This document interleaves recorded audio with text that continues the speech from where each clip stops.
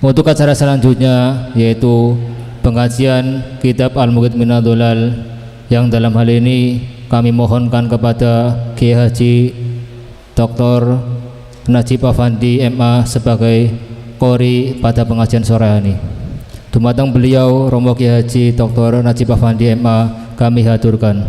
Allahumma sholli ala sayyidina Muhammad.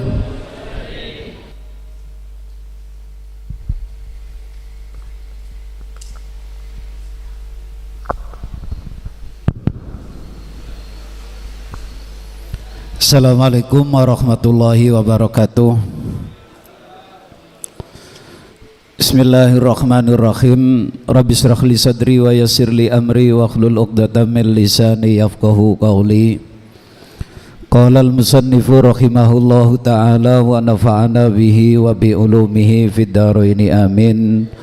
Para kiai, para ulama, wabil khusus Syekhina Romo Kiai Haji Abdullah Kafabi Makhrus, Romo Kiai Nur Makhin, para kiai sanes-sanesipun, para sederek, para konco alumni Lirboyo ingkang kula hormati, matur nuwun, terima kasih atas waktunya dan kepercayaannya.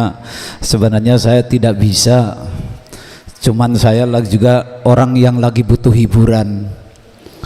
Saya itu orang yang lagi butuh hiburan tapi dengan cara diskusi. Karena itu saya sengaja nyari kitabnya bukan kitab yang klasik, tapi yang katakanlah ini kontemporer, walaupun ini juga klasik sebenarnya. Karena kitab ini Al-Mughith Minadh Dhalal Waqila, itu kitab yang terakhir dikarang oleh Al-Ghazali Qubaila wafatihi khilalata asyhur. Jadi kitab yang terakhir yang dikarang oleh Imam Al-Ghazali beberapa bulan sebelum wafatnya. Waqila, ada yang mengatakan kitab yang lain. Karena itu sahabat-sahabat sekalian, sebelum saya masuk kepada kitab Al-Mughith Minadh Dhalal, saya kepengen bicara tentang sosok Al-Ghazali yang nyentrik. Al-Ghazali ini pemikir ulama yang memiliki kepribadian ganda dalam bidang intelektual, bukan kepribadian kelaminnya, bukan, tapi dalam bidang intelektualnya ini orang yang nyentrik. Saya itu termasuk orang yang kesengsem dengan Al-Ghazali. Sejak kapan? Sejak saya menulis tesis saya, S2 saya nulis tentang Al-Fikrul Istima'i indal Imam Abi Hamid Al-Ghazali, pemikiran sosiologi Al-Ghazali. Ini jarang yang nulis. Yang banyak nulis itu tentang tasawufnya, pemikiran sufistiknya, pemikiran kalamnya, pemikiran dan seterusnya. Jadi saya ketika saya menulis tentang tesis saya tentang Al-Fikrul Istima'i indal Imam Abi Hamid Al-Ghazali, ini saya tulis tahun 2001-2002 ketika saya menyelesaikan S2 di Fakultas Usuluddin Jami'ah Al-Qurawiyin Mamlakatul Maghribiyah Maroko. Ini sedikit cerita. Saya ketika menulis ini atau tesis saya diuji, itu salah satu penguji saya adalah Wahabi, termasuk dosen saya, tapi musyrif saya, pembimbing saya itu adalah Muqaddam Thariqah Qadiriyah. Saya masih ingat bahasanya, tak rekam sampai sekarang. Begitu beliau penguji, itu namanya Dr. At-Tamsamani. Ya Ahmad, limada taktub anil Ghazali wa huwa qad tuwfiya qabla al-mi'atis sana. Ahmad, kenapa kamu menulis tentang pemikirannya Al-Ghazali? Wong itu sudah mati ratusan tahun yang lalu, tidak relevan katanya. Ini ya, ini Wahabi itu, ciri khasnya itu ya. Saya udah tak tulis dalam catatan saya tuh, ini bahan bantahan saya, bla bla bla bla bla bla bla bla bla, dikritik habis-habisan karena Wahabi yang menguji. Pembimbing saya orang yang fanatik dengan Al-Ghazali, karena pembimbing saya orang yang mengajarkan Iljamul Awam an Ilmil Kalam, karyanya Al-Ghazali. Al-Milal wan Nihal itu dosen pembimbing saya, punyaan Asyarastani. Begitu selesai ujian, waktu kembali kepada pembimbing sebagai moderator. Moderator langsung pembimbing saya langsung marah sama dosen yang mengkritik tulisan saya tentang pemikiran Al-Ghazali, dibantai habis. Jadi saya udah nggak jawab karena udah dijawab oleh pembimbing saya.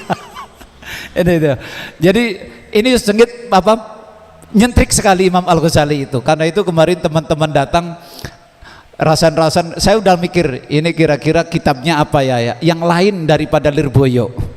Kalau kitab Lirboyo udah bosen lah, Fathul Mu'in, Fathul Qorib lah, wis sampai Fathul Izar wis apal lah itu ya.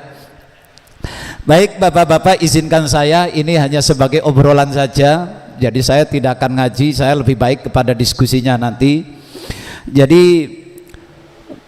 tulisan saya ini sebenarnya saya kepengen dibedah ini kalau bisa ini. Tadi sebenarnya saya baru matur, Yai Kafa nyun izin saya boleh nggak diskusi dengan Mahad Ali S2 dengan pemikiran tesis saya ini, karena sama dengan fikih kebangsaan, isinya muaranya kebangsaan.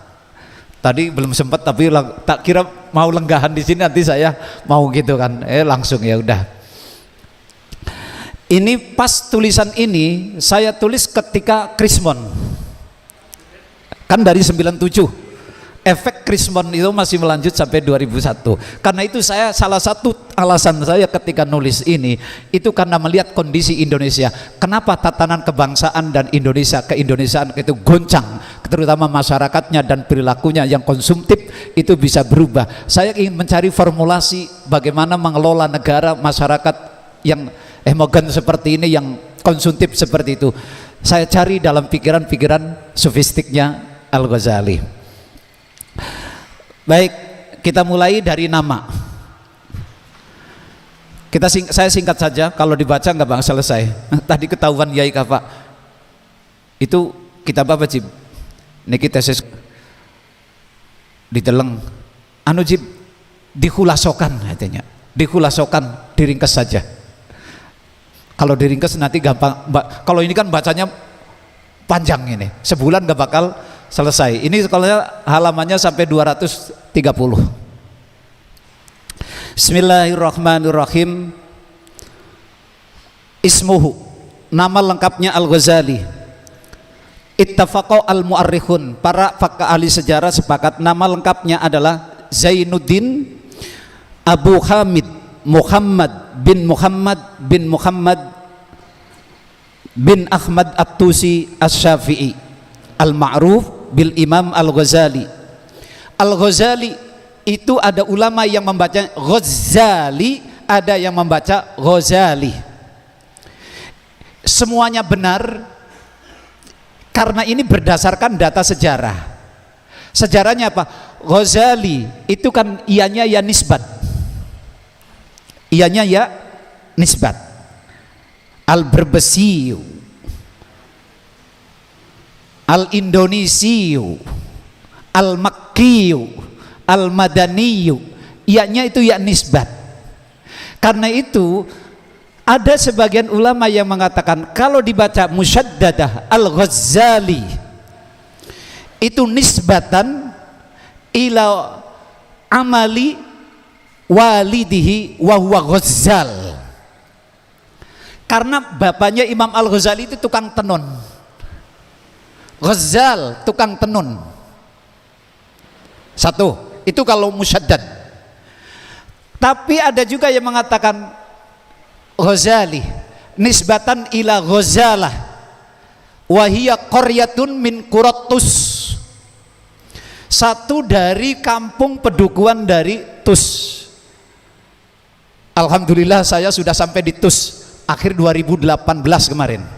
Saya ziarah ke makamnya Imam Ghazali melalui Teheran. Dari Teheran naik pesawat lagi ke Bandara Tus 1 jam.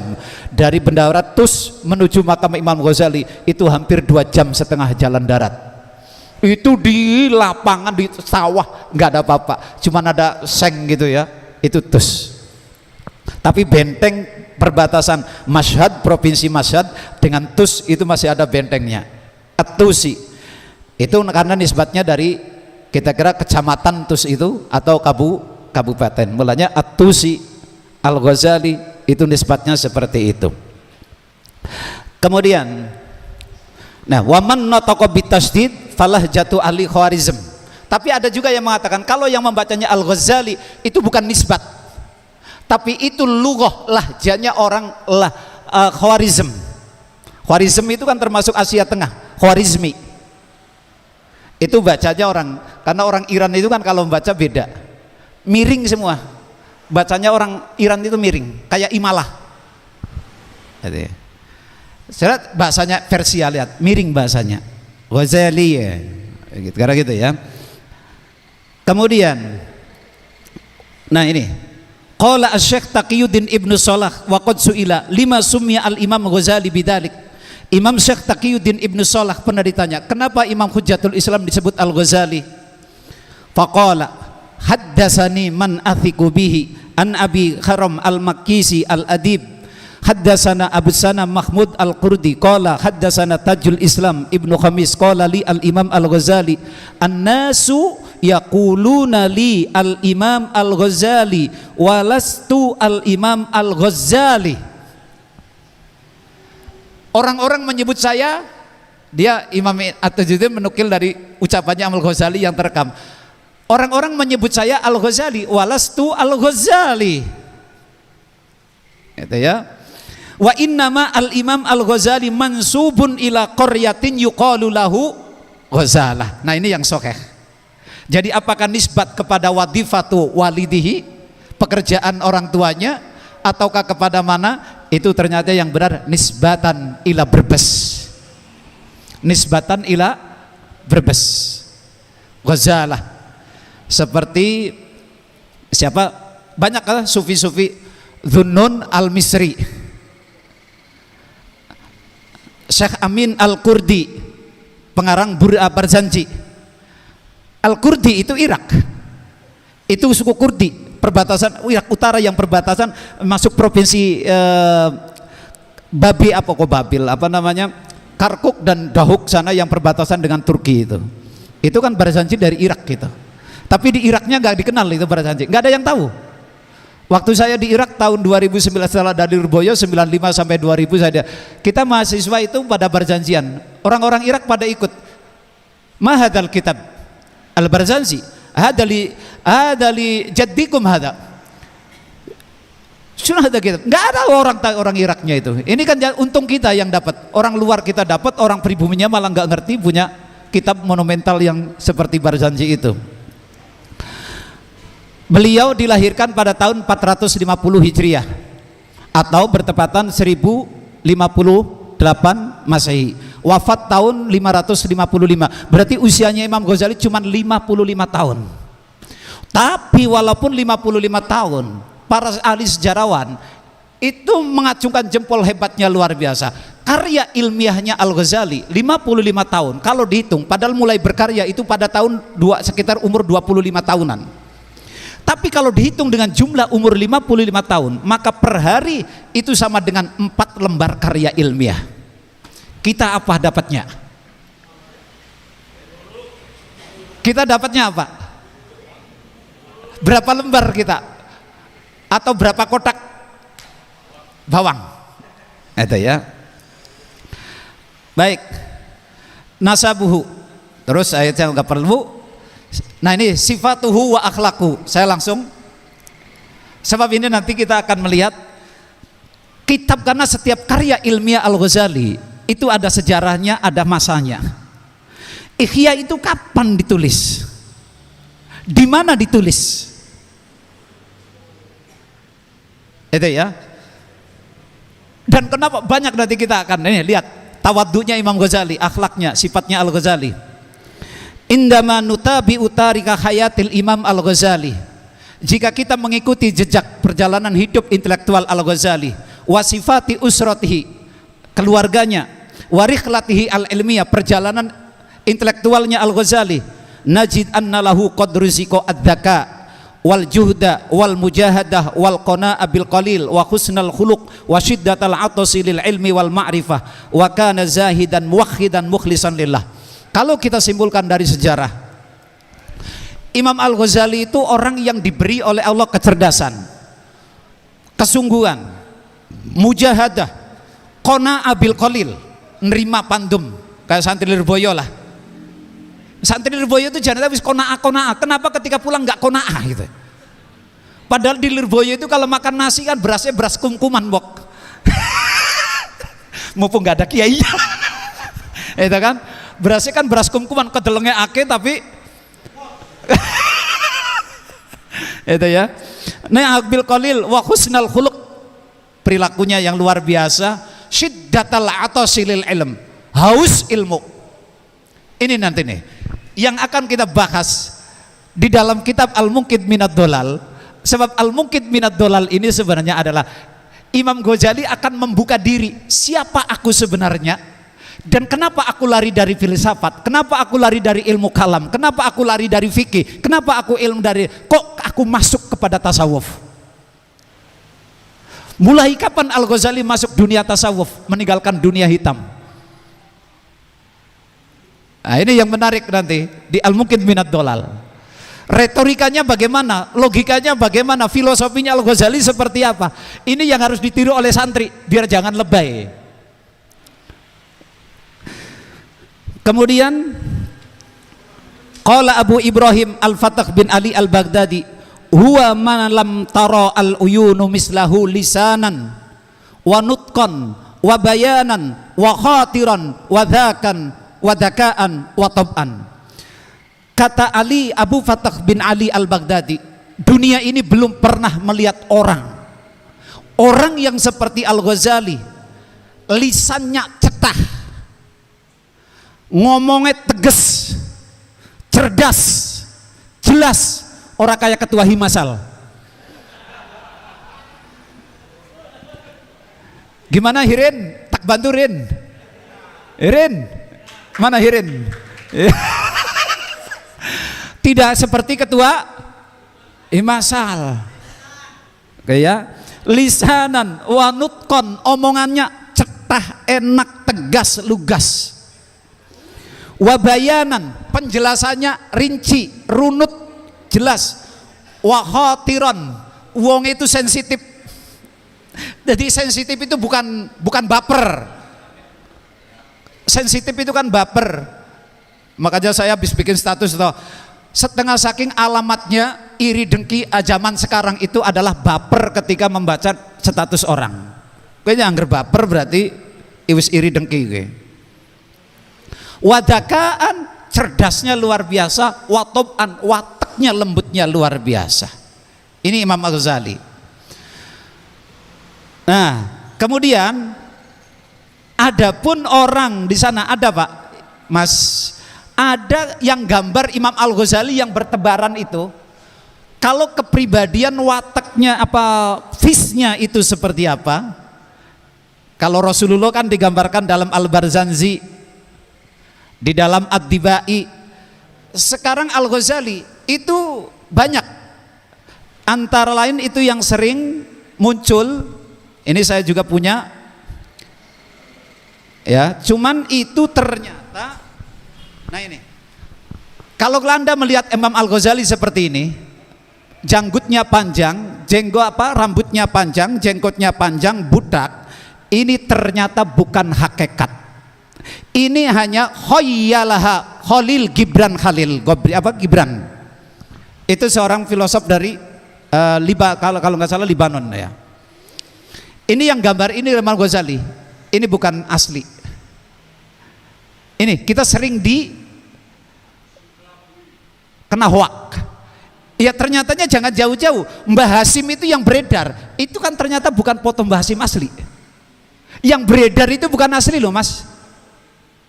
Tapi kita sudah kadung itu, amanna billahi wa malaikatihi wa kutubihi wa rusulihi wal yaumil akhir. Itu susah. Contoh lagi, kita kena hoak. Gambar Sayyidina Ali, gambarnya Wali Songo. Emang ada foto zamannya Wali Songo? Agak? Nggak ada itu ya. Kemudian kita lanjut, akhlaknya itu wa kana sifatuhu, ya nih, wa min sifati aidon kana syadidat tawadhu. Imam Al-Ghazali itu orangnya tawadhu. Qala Ibnu Sam'ani, qara'tu fi kitabin katabahu al-Imam Al-Ghazali ila Abi Hamid bin Ahmad ibnu Salamah bil Mausul. Ini yang sering saya sampaikan kalau ikut-ikut tawadhu saya. Saya sering mengutip pendapatnya Imam Al-Ghazali. Ini ketawadhuannya Imam Ghazali. Waktu Imam Al-Ghazali di Baghdad, itu di provinsi Mausul yang jaraknya 500 kilo dari Baghdad, itu ada ulama yang sama namanya Abu Hamid Muhammad bin Ahmad ibnu Salamah. Diaturi acara muludan, kira-kira ngaten kalau berbes. Imam Al-Ghazali, waktu itu Imam Al-Ghazali masih menjadi rektor di Madrasah An-Nizamiyah yang didirikan oleh Perdana Menteri Nizamul Muluk, yang didanai oleh Raja Ibnu Saljuk. Tidak tanggung-tanggung, dana yang dikelontorkan oleh pemerintah untuk membangun peradaban pusat pendidikan Islam di Baghdad ketika di dinasti Abbasiyah itu per tahun 600.000 dirham. Ini bukan kacang-kacang, beda dengan Bupati Ida. Berapa kita? Mana Sururi makat enggak itu? Makat ora? Oh, ketua Madin gue ya. Berapa dana Madin? Muter-muter si rampok mentiwoyo, orang gawa dana. Muter-muter etok gue. Nah itu coba ketika Imam Al-Ghazali diminta untuk ceramah di provinsi Mausul, di provinsi Nainawa, Kabupaten Mausul, itu Irak Selatan. Kalau biasanya saya kalau naik darat itu 5-6 jam, perjalanan per jam 200, 6 jam. Ya Hujjatul Islam, tapi waktu itu belum menyandang Hujjatul Islam, belum. Kapan Imam Ghazali menyandang Hujjatul Islam? Tunggu di ketanggungan nanti. Apa jawabnya? Jawabnya begini nih, kalau saya bahasakan aslinya ini. Apa jawabnya ini? Nih. Ammal wa'du falastu ara nafsi ahla lahu li'annal wa'da zakatun nisabuhu al-itti'adhu faman la nisaba lahu fa kaifa yukhriju zakata. Orang ceramah itu seperti orang zakat. Orang zakat itu wajib zakat kalau hartanya sudah 1 nisab. Lah saya ini ilmunya belum 1 nisab, jadi saya belum kewajiban untuk ceramah. Nah ini bisa kanggo alasannya santri lirboyo ya. Kok bisa begitu Tad? Melu Al-Ghazali gitu. Ikut Al-Ghazali. Fa kaifa man la nisaba lahu. Jadi orang yang belum 1 nisab ilmunya maka belum kewajiban zakat. Nah ini kok ditakoni Yai Kafa jawabnya kayak gitu ya. Karena ilmunya belum 1 nisab. Itu ya. Ini ketawaduannya Imam Al-Ghazali itu. Faman la nisaba lahu fa kaifa yukhriju zakat. Bagaimana bayar zakat kalau hartanya ilmunya belum 1 nisab. Tapi ini kan tawaddunya orang alim, bukan tawaddunya himasal. Kalau himasal melu kayak gini, kapan majunya? Bon. Lajeng nah nih Pak, tawaddunya lagi nih. Ini juga yang sering saya sampaikan. Wa min tawaddu'ihi annahu sadafa dukhulahu yawman madrasatal amniyah fawajadal mudarris yaqul qala al imam al hujjatul Islam Al-Ghazali. Ini ceritanya waktu ini tak potong dulu. Waktu Imam Al-Ghazali di Palestina, setelah selesai mengarang kitab Ihya, nanti tak saya jelasin, tapi ini ceritanya dari sini. Ini tawadhunya Imam Ghazali. Ketika Imam Al-Ghazali selesai mengarang kitab Ihya, di mana itu ngarangnya? Di Palestina. Kapan? Tunggu selanjutnya. Beliau datang ke Damaskus, Syria, menyamar diri. Ke Ihya sudah mulai booming. Sampai di Damaskus, masuk di depan sekolahan namanya Madrasah Al-Amniyah. Beliau berdiri di depan pintu melihat ustadz lagi ngajar. Di dalam ruangan ustadznya lagi ngomong Qalal Imam Hujjatul Islam Al-Ghazali, wong ini ngarepe lawang. Tidak tahu kalau itu Hujjatul Islam. Apa yang dilakukan? Sebelum saya takabur, ujub karena nukilan pendapat saya dinukil oleh banyak ulama kiai di Damaskus di Syria, fa faraqahu roja'a ila Naisabur, langsung tanpa ditunda, hari itu pun dia meninggalkan Damaskus, takut ujub. Coba kalau profesor sekarang, hebat ya pendapat saya, jangankan pendapat, meme Anda saja di share sama orang lain, itu sudah kupingnya sak piring-piring. Oke, ini Imam Ghazali Pak, ini ketawaduannya Imam Ghazali ini. Segitunya orang belum tahu itu Al-Ghazali, tapi Imam Ghazali mengetahui, ya Allah pendapat saya kok dinukil orang begini, bagaimana kalau tahu, itu ya, itu ketawaduannya Imam Al-Ghazali. Lajeng itu saya singkat saja. Nah ini Pak, karena ini saya judulnya itu apa, tentang pemikiran sosiologi Al-Ghazali, maka ini kaitannya dengan kalau dibaca semuanya ini gak bakal rampung, tapi oke lah kita saya singkat saja. Kalau di kitab saya di sini juga ada biografinya Al-Ghazali, tapi saya lebih menggunakan tulisan saya sendiri. Imam Ghazali itu Masya Allah ya, ini yang juga sering saya sampaikan ke jamaah saya. Ditinggal ibunya masih kecil, bapaknya yang ngopeni, itu orang yang 100% halal. Apa yang masuk ke dalam perutnya putranya Muhammad kecil itu 100% halal dari hasil nenun tadi itu Ghazal. Selesai kalau nisbatnya wong Brebes, nenun lah setapi rampung didol nang pasar. Tapi ini bapaknya, ini ramanya Muhammad, ini Muhammad bin Muhammad itu wong seneng, wong biasa. Makanya di sini juga saya sempat dibahas, tapi nggak perlulah. Itu nasabnya orang apa sih? Itu saya ketemukan jawabannya, orang biasa. Orang biasa cuman muhibbun lil ulama, pecinta ulama, di mana ada pengajian pasti datang.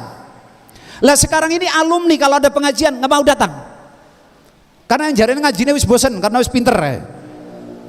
Nah ini makanya yang dikhawatirkan tadi bener tuh Romo Yai Rekababi itu bener itu. Kalau bapaknya mendidik anak angkatan pertama, generasi pertama, jangan harap generasi kedua untuk bisa kembali kepada habitatnya, itu susah.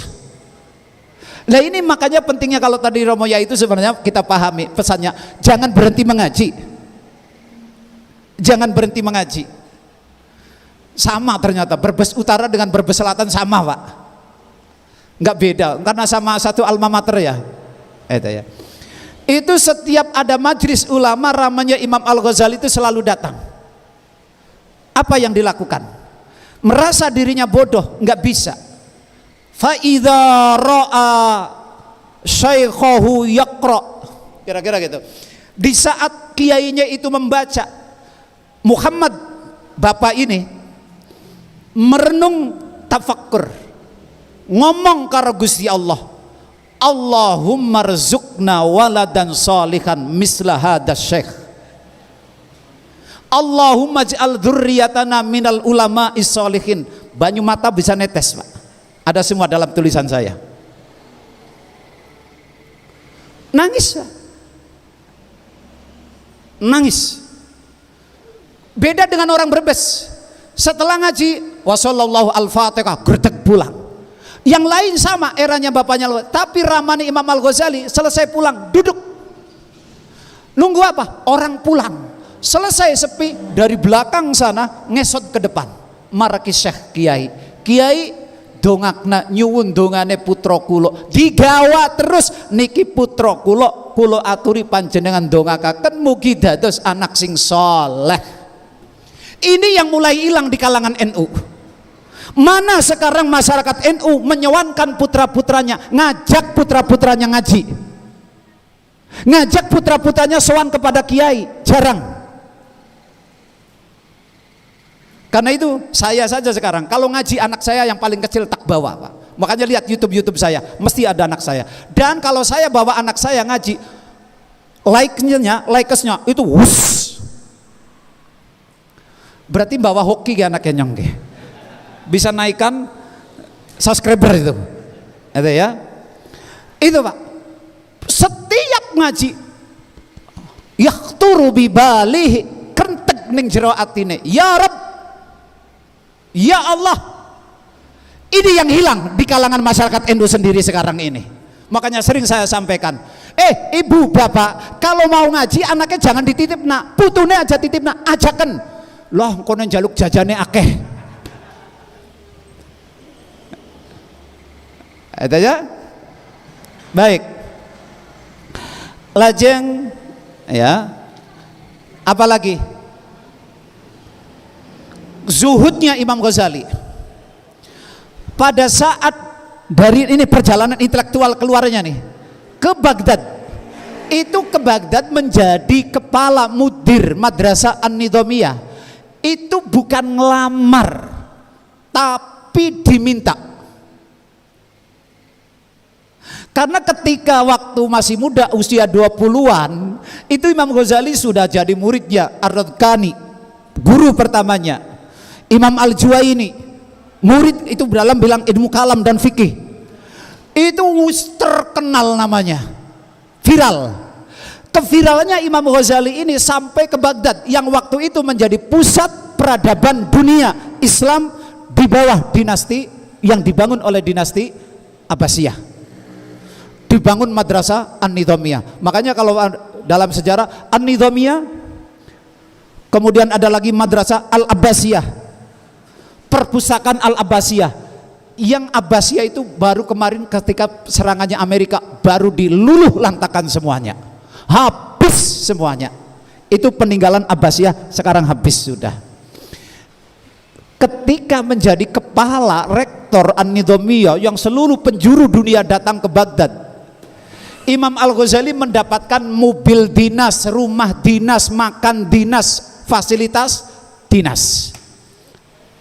Apa kata Imam Ghazali? Kalau kita alhamdulillah.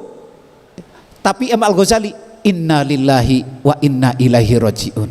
Kok ilmu saya dihargai dengan dunia? Dalam waktu sesingkat-singkatnya Imam Al-Ghazali mengajukan pengunduran diri kepada Perdana Menteri Nidhamul Muluk.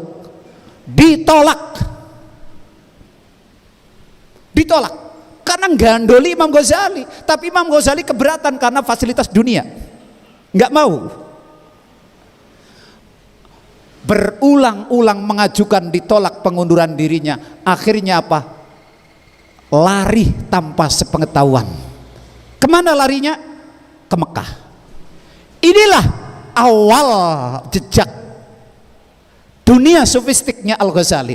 Karena Imam Al-Ghazali itu masuk dunia tasawuf pada tahun 488 karena lahir 450. Berarti dalam usia berapa? 450 lahir. 488 berarti 30-an ya. 30-an. Itu masuk dunia tasawuf. Bless. Itu keputusan final itu. Close ilmu yang lain. Close, dia masuk dunia tasawuf. Nanti dengan lahir Ihya. Ke Mekah. Ke Mekah ini lah Pak. Tazkiyatun nafas, muhajahadatun nafas dimulai. Dari Mekah balik di Palestina, berhenti. Di mana diberhentinya? Berhenti di satu masjid. Saya gambarnya. Inilah masjid tempat Imam Al-Ghazali mengarang kitab Ihya. Kitabnya, kubahnya kecil banget. Ini saya bacakan, ada keterangannya. Saya ambil dari kitab Tarikhu Falasifatil Islam Al-Masyriq wal Maghrib, karya Muhammad Lutfi Jum'ah. Al-Manzil alladhi allafa fihi Al-Ghazali kitab Ihya Ulumuddin Biljia Asyimalia Asyarqiyah Likubati Sokro Bil Kudus Asyarif, tepatnya di pelataran Masjidil Aqsa sebenarnya Pak, di sampingnya Masjidil Aqsa itu ada kubah kecil, rumah kecil yang sangat istimewa. Disinilah tempatnya Imam Al-Ghazali mengarang kitab Ihya. Di situ dikarang. Terus itu ya, selanjutnya dari situ, dari Palestina tadi saya katakan mana masuknya Imam Ghazali? Damaskus. Dari Damaskus, nah ini yang mulai ikhtilaf nih ulama nih. Kalau tadi dikatakan Imam Al-Ghazali dari Damaskus lari pulang ke Naisabur, kampung halamannya. Tapi ada yang mengatakan ke Baghdad dan wafat di Baghdad. Dan ternyata di Baghdadnya ada makamnya juga Pak, antara 200 meter dari makamnya Syekh Abdul Qadir Jailani. Saya sering ngejarah juga, karena waktu itu saya belum menulis tentang Al-Ghazali, jadi saya belum. Kenapa? Saya tanya sama kuncinya, ini benar makamnya Imam Al-Ghazali? Bukankah di kitab-kitab itu di wafatnya ditus? Tapi dia mengatakan, "Naam, ada sahih maqamul Ghazali." Iya, ini benar makamnya Imam Al-Ghazali. Ya sudah, saya assalamualaikum ya hujjatal Islam, Al-Fatihah. Jadi kalau saya habis ziarah ke makamnya Syekh Abdul Qadir, naik taksi lagi dekat ke makamnya Imam Al-Ghazali. Ternyata ditusnya yang sahih adalah ditus. Mungkin cara wong Jawa Baghdad kue petilasan, kayak Sunan Bonang di Lasem lah ya, mungkin gitu. Tapi ada makamnya, ada makamnya itu. Jadi kalau yang ditus itu makamnya ada empat makam dalam satu makbaroh di tengah sawah, di tengah gurun.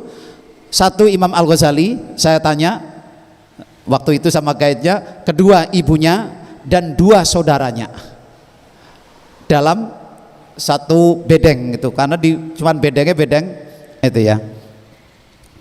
Kemudian ini Pak Mas, yang paling penting lagi kalau kita mempelajari Imam Al-Ghazali itu tentang perjalanan intelektualnya.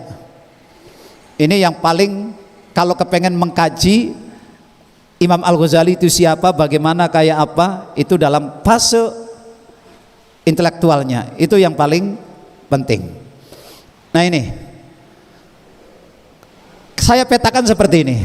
Dari tahun kelahirannya 450, itu tahun kelahirannya. 465 Hijriah itu mulai belajar kepada Syekh Ahmad Ar-Radghani tadi saya katakan, dan mondok ke Jurjan dan belajar kepada Syekh Al-Ismaili. Nah, Syekh Ismaili ini yang mulai rada sejarah simpang siur. Siapakah Syekh Al-Ismaili itu? Ini ada yang mengatakan, nah inilah bibit-bibit yang tadi kata Yai Kafabi, banyak orang yang tidak senang dengan memfitnah Al-Ghazali. Salah satunya itu melalui jalur guru fitnahnya. Ada yang mengatakan Syekh Al-Ismaili ini yang pengaruh Syiahnya Al-Ghazali ya. Oh, katanya, tapi itu masih katanya. Itu kan tapi tuduhan. Itu masih tuduhan loh ya. Orang yang mengatakan itu padahal bukan, sebenarnya bukan. Tapi biasalah orang kalau nggak senang kan begitu. Kemudian 470 Imam Al-Ghazali kembali ke Tus selama 3 tahun, tempat kampung halaman lahirnya. 473 Imam Al-Ghazali kembali lagi ke Naisabur, mondok lagi dan belajar kepada Al-Ma'ali Al-Juwaini wal Faramidi. Ini guru fikih, usul fikih. Al-Juwaini bukan saja ilmu kalam, fikih. Ini tokoh yang mempengaruhi pemikiran-pemikiran Al-Ghazali dalam bidang fikih. Kemudian 478 setelah wafat gurunya yang bernama Al-Juwaini, mondok lagi ke namanya kota Al-Mu'askar untuk Mu'askar di Baghdad nih, mulai Nizamul Muluk yang tadi ketemu dengan Nizamul Muluk. 484 itu diutus tadi saya katakan ke Baghdad untuk menjadi kepala direktur rektor Madrasah An-Nizamiyah. Berapa lama di Baghdad mengajar 4 tahun, 484 sampai 488, 4 tahun saja. Karena Imam Ghazali tadi saya katakan nolak fasilitas. Saya nggak mau ilmu saya dihargai dengan dunia. Seperti Imam Syafi'i, tolabtul ilma li ghairillah fa abal ilmu illa ayyakuna lillah. Moh. Ada ya. Terus 488 berhenti mengajar, lari itu.